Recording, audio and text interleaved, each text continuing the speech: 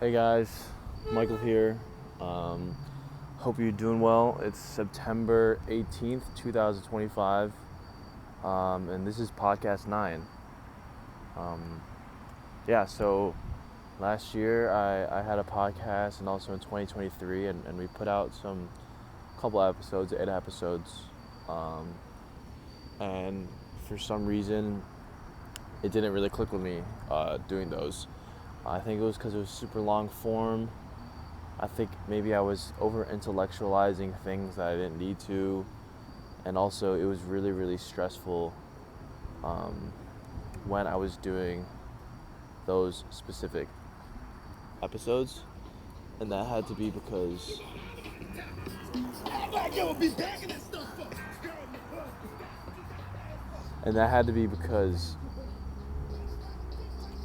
I think the burden of editing them and trying to make them into like high scale, like producible pieces of content, that got really, really hard. So today we're going to be doing something like this, and it's going to be like a 15-minute video of me just standing in front of a camera, just because, one, I don't want to edit it, and also because I feel like this is more authentic, and I think it's easier to do and easier to make sure that I get out once a week. So yeah, I think that's what I'm really planning on doing. Let me make sure that this is still going. Yeah, perfect. But basically, the name of this first episode is going to be I'm Back, period. Vulnerability, authenticity, and sharing your story are all skills that you can learn and lose. Maybe it's too long, I don't know. But basically, what I've realized, because I've stepped a little away from the mental health space, I think I've just been really, really stressed. For those of you that I haven't got a chance to talk to, junior year was really, really hard. I had to drop a class. I was failing some classes. I just was not in a really, really good spot at all. And I realized a lot about myself, which I'm excited to share on this journey for this weekly podcast. But basically, I had to step away from NES just for a little bit this year. And I don't think it was anything that, like, I didn't mention it at all, but I just didn't have the energy to be able to do or make videos like I used to love, or like make anything, make content, kind of put out my message, or anything that I've learned on my mental health journey. And I felt wrong because, I've been trying to do mental health work since 2021, and I feel like I have learned so much and I have so much to share. So that was really hard. It felt like kind of a part of me was missing. And I just enjoy public speaking. I enjoy getting my thoughts out there. And yeah, I do feel like I have things to share. But basically, when I was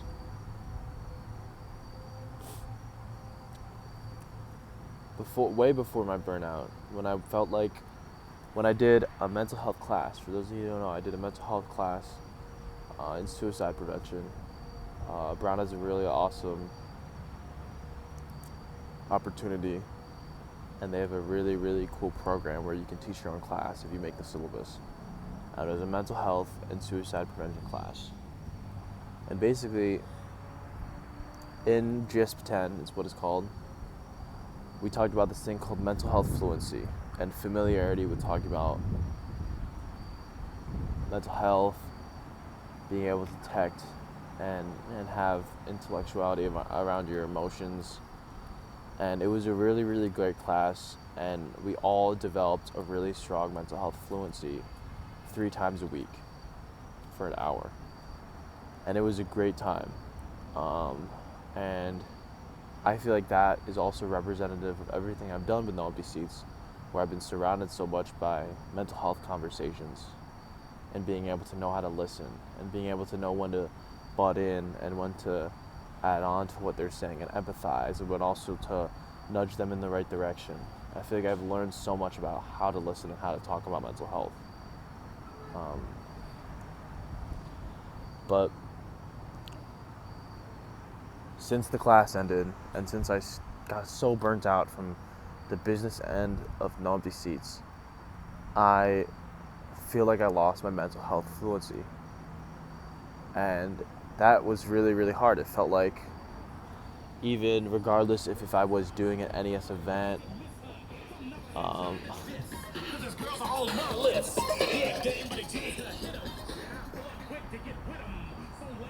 that guy's a beast. I don't know if you can hear that. Whether I was doing something NES or not, and people were confiding in me, or we were talking about different things, I just felt like I couldn't hold the conversation. And I was realizing how important this skill was, being able to listen, being able to talk about mental health in life, right? Like, I need to be able to do this when I'm with my family, when I'm with coworkers, when I'm with the friends I care about. With my children down the line, right? And that is just something I can't, let go. If I want to be the best friend and the best person I can be to other people, then I need to be able to have these mental health conversations. I need to be able to not shy away from them, right? And it's been such a long time where I feel like I've been in front of a camera. I feel like I've been able to produce something where I really, really feel like I kind of designed my own handcuffs. As Tyler, the creator, said, he had a really cool quote about how, specifically with music artists, he said music artists feel like they have to do the big rollout and everything has to be perfect. And he was like, just put things out. People now, they design their own handcuffs and they're in their own shackles, like under all that perfectionism stuff.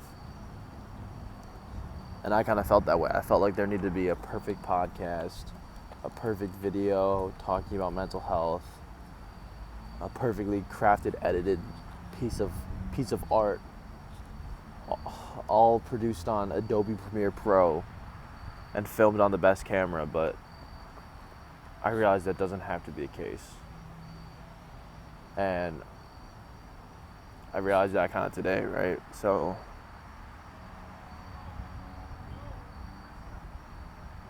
it's interesting. I mean, I felt so comfortable talking about mental health, and I don't think I guess I said I lost it before. It just feels a little more forward to me than it used to be. And I just know this is such a good way to, put out my thoughts and have a journal about things. And I like talking about things in retrospect anyway, so maybe this was for the best. But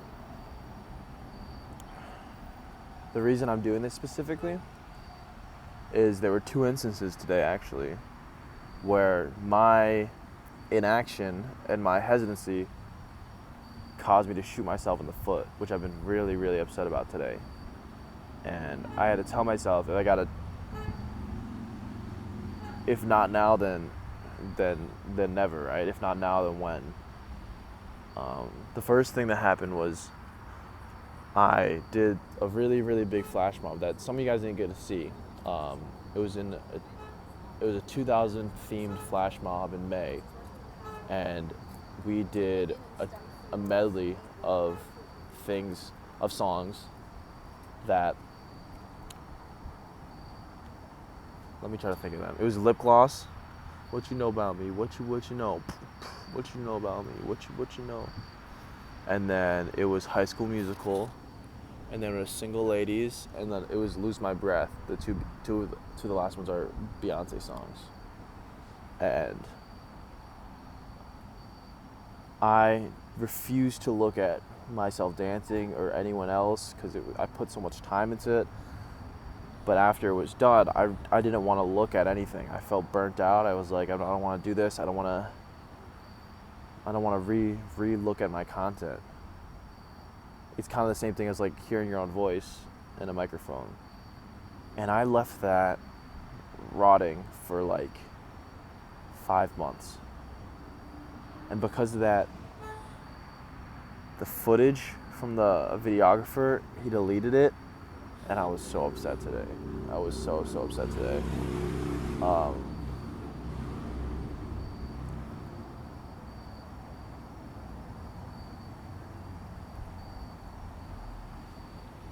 Because I just fully shot myself in the foot.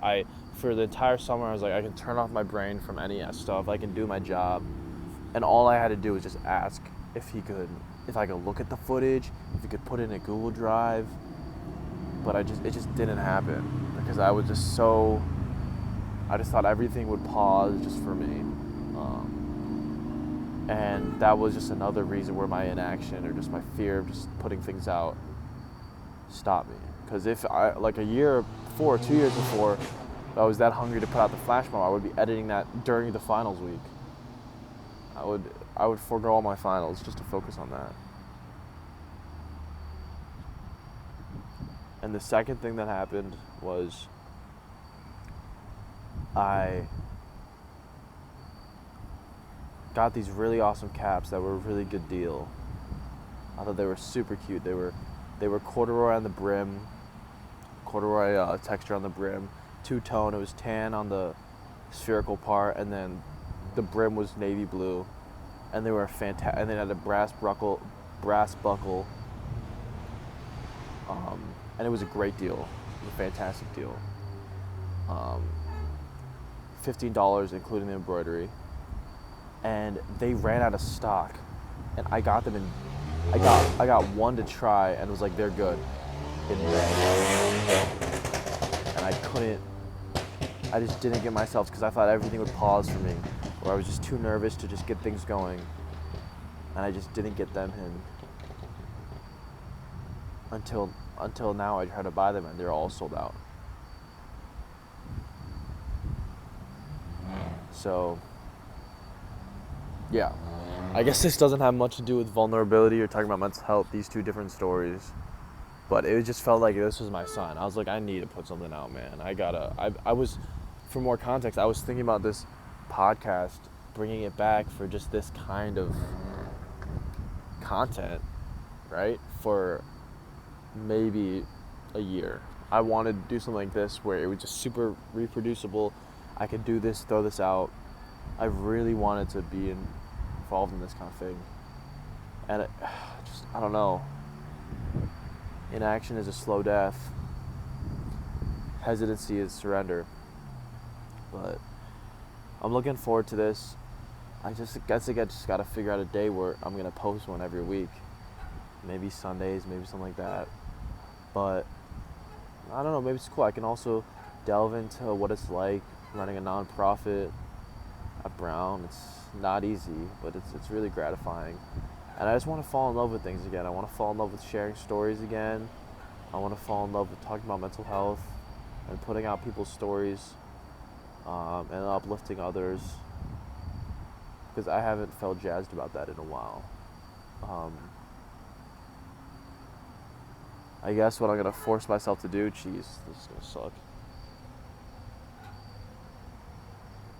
I'm going to throw this in my pocket, and on the walk up, I'm going to listen to my voice.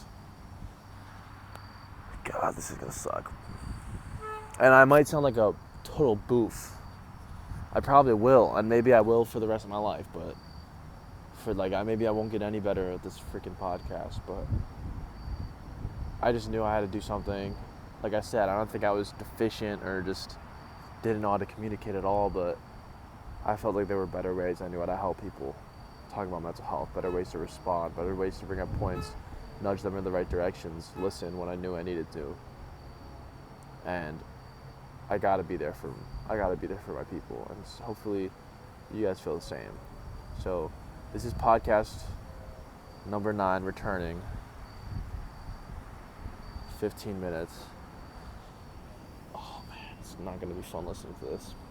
Maybe it's a vlog. Maybe this is more of a vlog. I don't know. But see you next week. I guess I can give snippets to what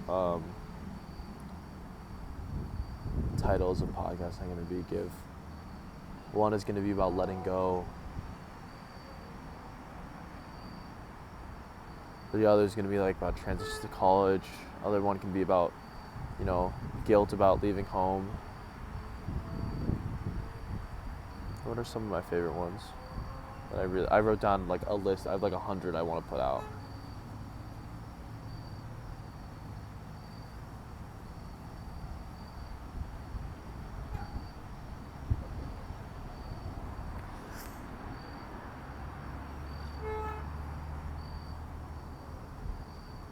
Sometimes sometimes a friend doesn't want a solution, but just wants an ear to listen to and a shoulder to cry on. And that one's going to be just to be talking about just we all need to listen more. We need to focus less on being the savior or just finding solutions for someone. Sometimes people just need to get their thoughts out. And that'll be an interesting one to talk about. But yeah, I'm much overdue for this. Hopefully I don't sound too stupid listening back. But hey, I guess I should celebrate making the first episode, especially the year. So glad to be back. My arm's getting tired.